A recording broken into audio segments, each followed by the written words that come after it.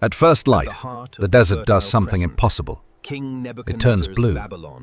Beyond irrigation canals and pale mud brick ramparts, a gate rises above the northern road, like a piece of night sky forced into architecture. Bulls and horned serpent dragons advance across its glazed surface. Lions pace the avenue beyond. Behind them stretches a capital that later ages will remake as both wonder and warning.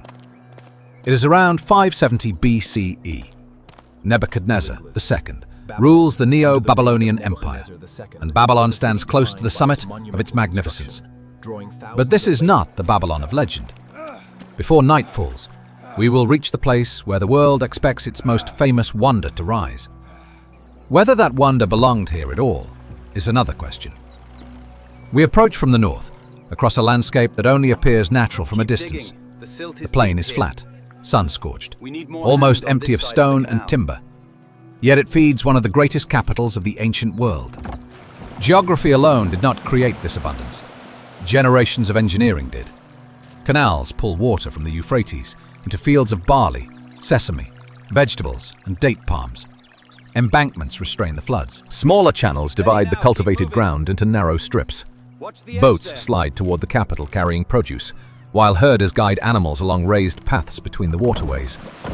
Babylon begins long before its first gate, in the moment water is drawn out of the river and made to obey the needs of a city.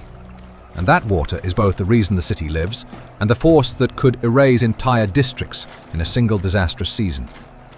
The city we are entering, its palaces, temples, workshops, archives, gardens, quays and crowded courtyards, is a reconstruction assembled from excavated foundations, royal inscriptions, clay tablets, surviving bricks, and the wide, honest spaces where certainty ends. Wherever evidence falls silent, the image must remain cautious. Ahead, the horizon thickens into defense. A moat cuts across the plain. Beyond it rise banks, walls, towers, and further fortified lines. Ancient writers will later give Babylon dimensions so immense that they cannot be accepted literally. Yet even after exaggeration is stripped away, the excavated city remains enormous for its age. Under Nebuchadnezzar, its protected territory expands on an imperial scale. The outer circuit encloses far more than houses pressed together. Some of this space likely contains gardens, fields, workshops, military ground, and land reserved for future construction. Babylon is not merely a dense urban center surrounded by one wall.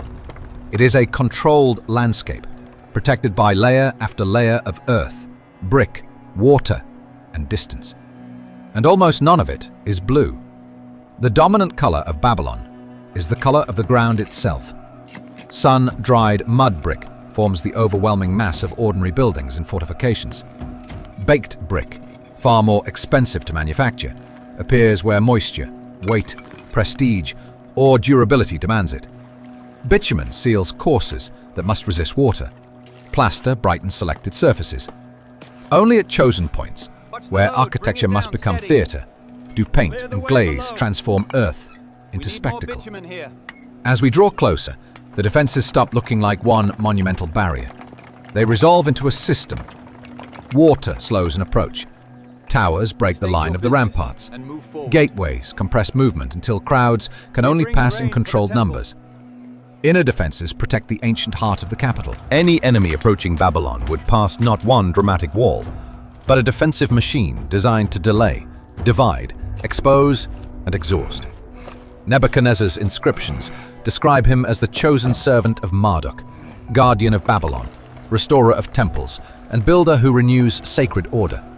But these inscriptions are not neutral construction reports. They are royal arguments made permanent in clay and brick.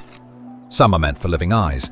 Others are buried in foundations, addressed to the gods, and to kings who have not yet been born. We pass through the northern defenses and enter a district rebuilt again and again during Nebuchadnezzar's 43-year reign. The road beneath us rises high above the streets used by earlier generations. Near the Ishtar Gate, repeated building phases lift the Processional Way by many meters. Older entrances become too low and are abandoned. New pavements rise above blocked doorways, abandoned thresholds, and streets that once opened at ground level. In Babylon, rebuilding rarely erases the past. It seals one generation beneath the streets of the next. Then, between the towers, the Ishtar Gate appears. Not the isolated blue facade familiar from museum halls, but a massive double gateway locked into the city's fortifications. Travelers pass through chamber after chamber, beyond heavy doors, projecting towers, and narrow passages engineered to control the human body, slowing it, compressing it, making every visitor feel the weight of entry. And only then does the city release them. Across the monumental surface, glazed bricks create a field of deep blue. Rows of bulls move beside the long-necked Mushushu, a composite creature with scales, powerful hind legs, and a horned head. The bull is associated with Adad, god of storms. The dragon belongs to Marduk, Babylon's supreme divine patron. Yet the gate bears the name of Ishtar, goddess of love, royal power, conflict, and protection. At this threshold, the sacred creatures of several great gods stand together. Crossing it means more than passing a defensive boundary. Every traveler moves beneath the guardianship of the divine order itself. Beyond the gate, the Processional Way draws us south. Along its walls, glazed lions stride in measured rows. Each animal is isolated, yet the repetition creates motion. Open jaws, extended paws, tense bodies advancing in perfect rhythm until the eye is carried forward almost against its will. But on an ordinary morning, this avenue is not an empty ceremonial stage. Porters strain beneath baskets and jars. Officials move between administrative compounds. Animals are led towards storerooms and markets. Workers patch cracked plaster, clear drains, reset worn paving, and scrape mud from the road after water has passed through. Dust gathers at the edges. Voices overlap. Someone argues with a gatekeeper. Somewhere behind the walls, a cart has stopped the entire flow of traffic. Imperial grandeur survives only because thousands of ordinary tasks are repeated every day. Now let the ordinary avenue fade. In spring, during the New Year festival known as Akitu, the same road becomes the center of another Babylon. Across several days, the capital turns itself into the setting for a ritual drama. The cult statue of Marduk leaves the Esagila temple. Divine images from other cities arrive in the capital as honored guests. Priests recite the creation story in which Marduk defeats chaos and establishes an ordered world. The king enters the ritual as a mortal ruler whose authority must be renewed through his relationship with a god. In the central rite, he takes the hand of Marduk, binding political authority to divine approval for another year. Not every stage of every ceremony is equally understood for every period, and modern reconstructions must resist filling those gaps with certainty. But the larger purpose is unmistakable. The festival marks more than the beginning of a year. For Babylon, it reenacts the survival of the cosmos. Now the processional way changes before us. The sound arrives first. Measured music, voices, the movement of a procession still hidden beyond the crowd. Then the route opens. Incense softens the harsher smells of brick dust, animals, oil, and human bodies. Musicians and temple personnel advance in ordered ranks. Sacred objects, normally hidden inside inner rooms, stand beneath the open sky. Officials appear in formal dress. Crowds gather at a controlled distance as divine images pass under blue towers, between walls of advancing lions. The same avenue that carried carts and work crews now binds gate, palace, temple, king, and god into a single moving performance. When the festival vision fades, the avenue returns to the daily machinery of empire. West of the road, between the river and the inner defenses, spreads the South Palace. From outside it appears closed, defensive, almost severe. Inside it unfolds through a sequence of courtyards, corridors, storerooms, offices, reception chambers, and guarded thresholds. Royal power is expressed not only by what the palace contains, but by how carefully it controls who may approach it. A messenger may be admitted to one court and no farther.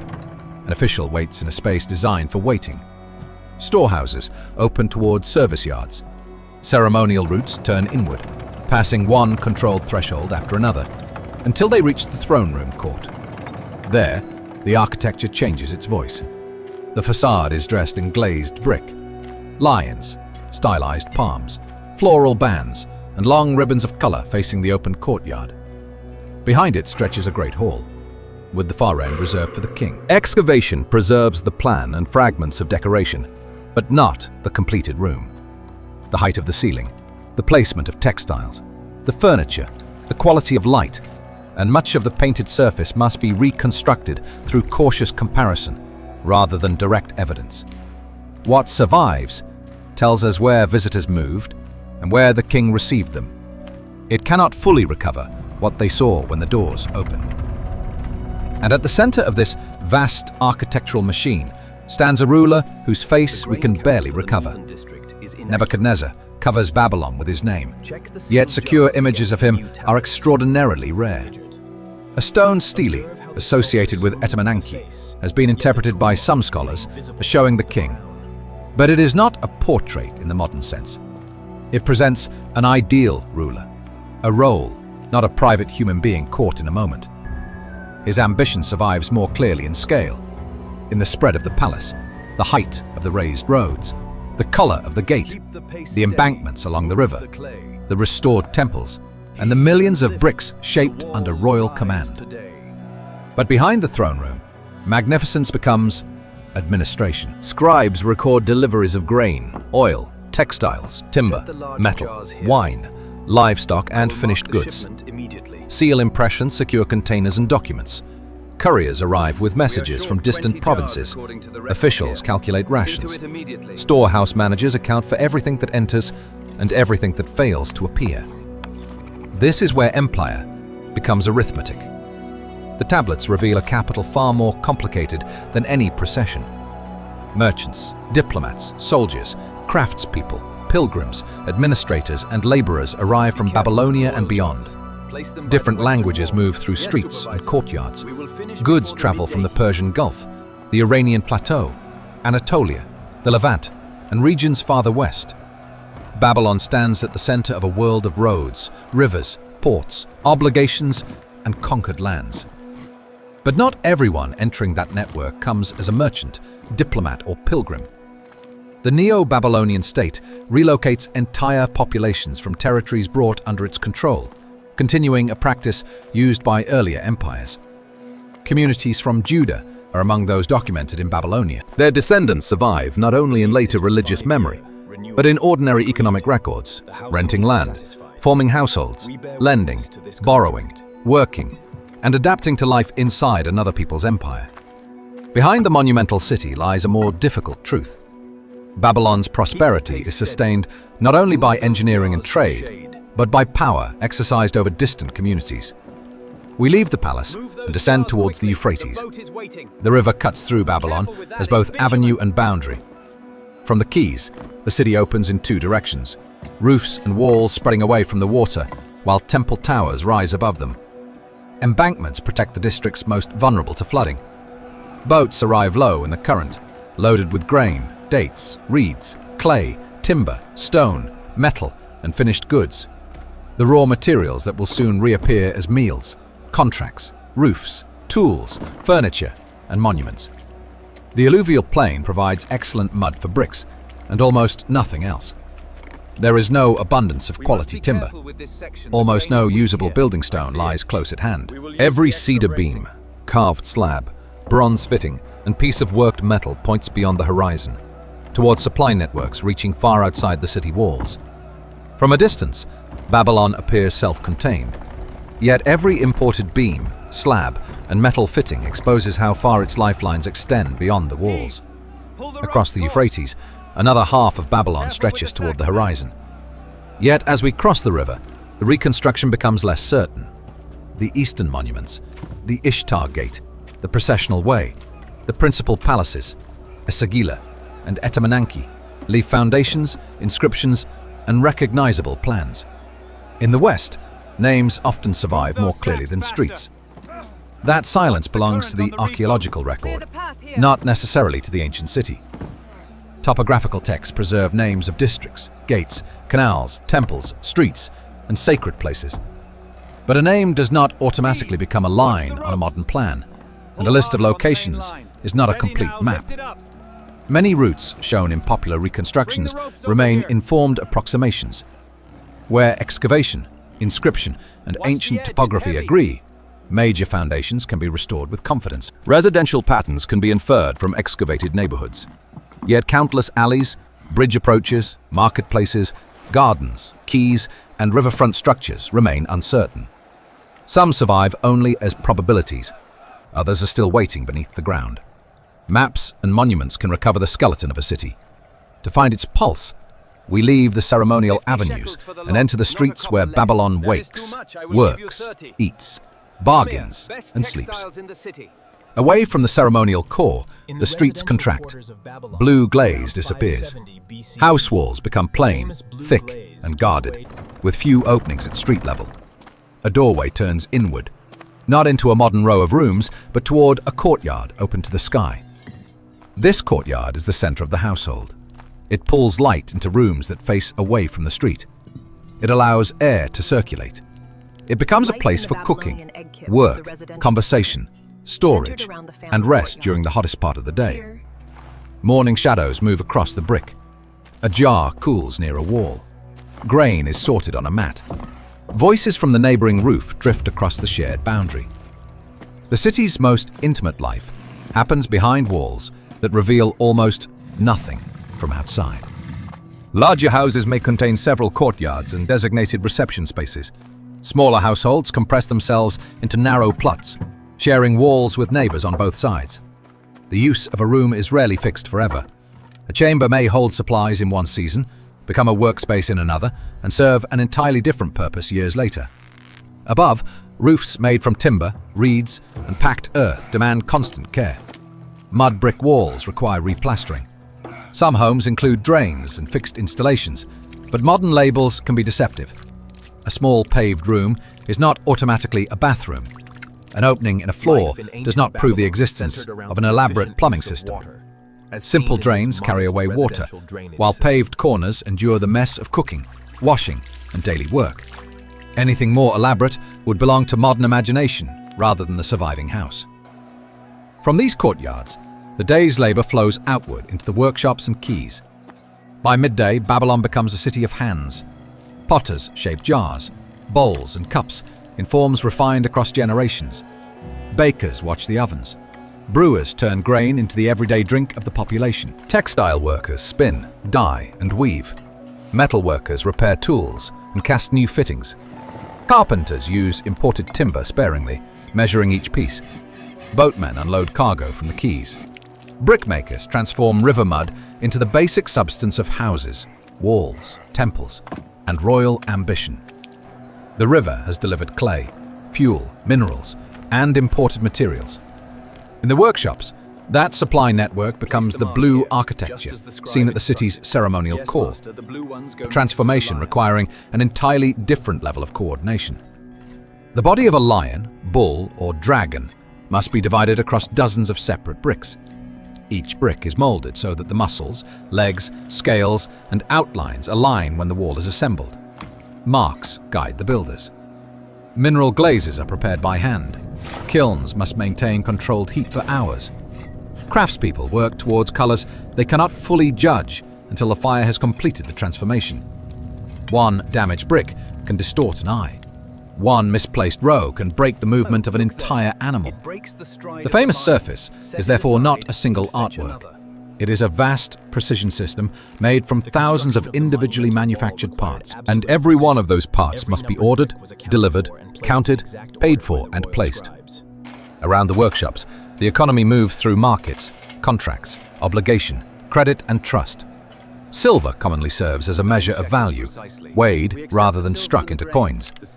Yet daily exchange may also depend on grain, goods, labor, rations, or a promise of payment at a future date. A scribe presses a reed stylus into wet clay. Witnesses are named. A seal may roll across the surface. The tablet could record a loan, lease, sale, inheritance, marriage agreement, wage, delivery, or a dispute that has not yet been settled. The gesture takes only moments. The record may survive for millennia. These archives do not belong to the palace alone. Temples, merchants, prominent families, and professional scribes keep records of their own. Akkadian is written in cuneiform. Aramaic is also widely spoken and written, often on perishable materials that do not survive as clay does. Survival itself distorts the picture. Clay preserves one world with extraordinary clarity, while allowing another, written on leather, wood, or papyrus, to disappear almost completely. Yet the tablets also reveal how goods, labor, and obligations move from river to workshop, from household to market, and from market into the great institutions ahead. Then the rooftops begin to fall away. The close walls of the neighborhoods open, and for the first time, the sacred skyline reveals its true scale. The Esagila complex is the principal temple of Marduk. Its name is commonly translated as the house whose top is high. To a Babylonian, however, this is the earthly residence of a divine ruler, not simply a large religious building. The cult statue of Marduk is clothed, fed, guarded, honored, and carried in procession. Around the sacred chambers operates a vast institution of priests, musicians, lamentation specialists, scribes, diviners, cooks, cleaners, guards, administrators, and craftspeople. Esagila is at once a house of worship, a landholder, an employer, an archive, a workshop, a storehouse, and a center of redistribution. Grain delivered to its storerooms can be food, rent, accounting, and devotion at the same time. Cloth woven for a divine statue is manufactured wealth and sacred service in a single object. A gold vessel is craftsmanship, institutional property, and an offering to a god simultaneously. In Babylon, the gods have houses, meals, wardrobes, servants, estates, and travel schedules. And beside Marduk's temple rises the structure that later generations will transform into the Tower of Babel. Its name is Etemenanki, the house of the foundation of heaven and earth. The excavated base measures close to 90 meters on each side. A later cuneiform description gives the tower a height on roughly the same scale and describes 7 rising stages, although the exact elevation and form of every level remain debated. A stone monument found at Babylon shows a broad lower platform, monumental stairways, narrowing terraces, and a sanctuary at the summit. From ground level, Etemenanki would dominate the sacred precinct. Its enormous mud brick core is protected with baked brick. Stairways rise above the surrounding roofs. Each terrace withdraws from the one below, lifting the upper sanctuary toward the sky. Later interpretations can distort the purpose of Etemenanki. It was neither an observatory in the modern sense, nor merely a monument to human arrogance. In Babylonian thought, it was a cosmic mountain raised on a flat plain, a structure connecting the ordered city, the heavens above, and the deep waters believed to lie beneath the earth. Each ascent carried a person higher through architecture and deeper into a model of the universe. As evening approaches, a different Babylon begins to appear. In Nebuchadnezzar's age, Babylon already belongs to a long scholarly tradition, one that will be documented in far greater detail during the centuries that follow. Inside temples and scholarly institutions, specialists track the moon, the planets, eclipses, weather, prices, and unusual events. Their work combines calculation, long-term observation, calendar making, administration, and the interpretation of omens. Across centuries, these traditions accumulate sequences of data and mathematical methods that will contribute directly to the later history of astronomy. But the scholars of Nebuchadnezzar's Babylon do not divide knowledge into our modern categories. A planet is a real light moving through a pattern that can be recorded and predicted. At the same time, it may be understood as a sign, carrying meaning for the king and the land. For them, precision and belief occupy the same sky. Calculation sharpens the message. It does not remove the divine. The sun sinks behind the western city. Blue glaze darkens until the Ishtar Gate appears almost black. Cooking smoke rises from courtyards. Lamps begin to glow in doorways, workshops, temple rooms, and guard posts. Boats settle against the quays. Selected gates are sealed for the night, while movement continues along routes still permitted to remain open. The capital seems to breathe more slowly, even as the systems that sustain it continue through the darkness. Walls protect it, canals feed it, the river carries it, temples anchor it, archives remember it. Nebuchadnezzar has rebuilt all of them as one immense argument written in brick, And now, at the edge of this reconstructed city, the most famous wonder associated with Babylon should appear. It does not. Greek and Roman writers describe extraordinary elevated gardens connected with Babylon's name. Later tradition attributes them to Nebuchadnezzar and to a royal wife said to have longed for the green hills of her homeland. But Nebuchadnezzar's own building inscriptions, remarkably detailed about so much of his construction, do not clearly identify the legendary Hanging Gardens. Archaeology has not produced a structure that can be confidently accepted as the wonder described by later authors. One influential modern theory places the famous gardens not at Babylon, but at Nineveh, where the Assyrian king Sennacherib described immense hydraulic works and an extraordinary palace garden. Other scholars continue to investigate possible Babylonian locations and alternative interpretations. The debate remains open, and an honest reconstruction must leave it that way. It cannot raise an enormous terraced garden above Babylon and present speculation as discovery. What it can show are irrigated palace gardens, shaded courtyards, orchards, groves, and date palms, features that are plausible and in some contexts strongly expected. The absent wonder does not diminish Babylon. It exposes the boundary between reconstruction and invention, the same boundary running through the entire city we have entered, where different levels of certainty are stacked like foundations beneath the streets. The Ishtar Gate was excavated, and many of its glazed animals survive. The Processional Way can be traced through repeated construction layers. The South Palace preserves a recoverable plan. Etemenanki leaves a colossal footprint and ancient descriptions, but no complete elevation. Domestic life must be assembled from a limited number of excavated houses and a vast yet uneven archive of texts. Some parts of the city can be rebuilt almost brick by brick. Others remain silhouettes defined by a name, a foundation, or a line in an ancient text. Most of the World Heritage Site has never been excavated. Beneath fields, later occupation, disturbed ground, and rising groundwater lies much of the ancient capital, still untouched. The greater part of Babylon is not lost. It is buried. Future research may redraw streets we have restored with confidence. It may uncover buildings known only by name. It may correct the courses of vanished canals. It may reveal workshops, shrines, gardens, bridge approaches, and entire neighborhoods that no surviving text ever records. The next discovery may do more than add a minor detail. It may change the map and answer a message Nebuchadnezzar deliberately sent into the future. He wanted his capital to speak forever. He buried inscriptions in foundations for rulers not yet born. He stamped his name into bricks by the thousand. He raised new roads over the roads of earlier kings and restored sacred monuments on ground that was already ancient in his own lifetime. The city's voice changed after him. To some, Babylon became a symbol of exile, domination, and imperial cruelty. To others, it remained a center of scholarship and ancient wisdom. Classical authors enlarged its walls and wonders. Later traditions transformed its tower into a story about language, ambition, and the limits imposed by the divine. Archaeologists then began the long work of separating the physical capital from the legends built around it, trench by trench, tablet by tablet, brick by brick. Their work brings us back at last to a single evening beside the Euphrates. Night settles over the river.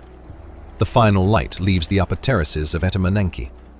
The lions of the Processional Way disappear one after another into shadow.